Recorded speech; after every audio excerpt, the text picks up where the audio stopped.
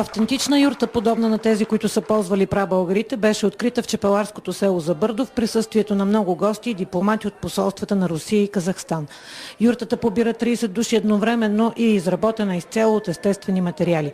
Ширината е 6 метра в диаметър, а височината близо 4 метра. Домакините разказаха и за символиката на древното жилище. Силно е поверието, че тя е катализатор на положителна енергия. И в източния фолклор юртата се асоциира с създаването на света. Вратата е прехода от един в друг свят, а прага символизира границата между външния свят и този на хората. Куполът е слънцето, вода, земята, а стените посоките на света.